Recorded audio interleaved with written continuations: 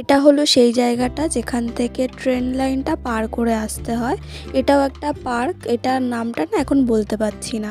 তো এখানে সব ফটোশ্যুট করতে আসে, সেদিনকারও আমরা এসে দেখেছি এখানে ফটোশ্যুট হচ্ছিল, মানে প্রি ওয়েডিং শ্যুট হচ্ছিল।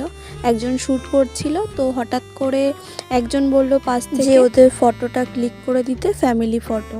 আর ওখানে শ্যুট চলছে, দেখো এখানে প্রপোজ করছে, কি সুন্দর লাগছে না? আমারও ইচ্ছে আছে কখনো যদি বিয়ে করি তাহলে এরকম কিছু একটা করার। বয়সকালে কিছু থাকুক আর না থাকুক, ফটোগুলো তো সাথে থাকবে।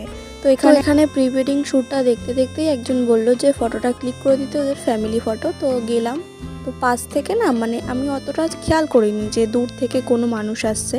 তো হঠাৎ করে দেখছি একটা কস্টিউম পরা ভালু আসছে, মানে লোকটা কস্টিউম, তো লোকটার পা থেকে মাথা অবধি পুরোটাই ঢাকা ছিল। তো রিসেন্ট দেখে, মানে হঠাৎ দেখে আর কি খুব ভয় পেয়ে গেছিলাম, মানে দৌড়ে মাঠের সাইডে ছিলাম আর একদম মাঝখানে চলে এসেছিলাম, এতটাই ভয় পেয়ে গেছিলাম। তো ও মনে হয় শ্যুটই করছিল কোনো প্র্যাঙ্ক ভিডিও, যাই হোক। তারপরে মেনলি আমরা সন্ধে আরতিটা দেখার জন্য দাঁড়িয়েছিলাম, খুব সুন্দর আরতি হয়। তোমরা যদি কখনো প্রিন্সেপ ঘাটে যাও তাহলে বাবুঘাটের আরতিটা দেখেই এসো।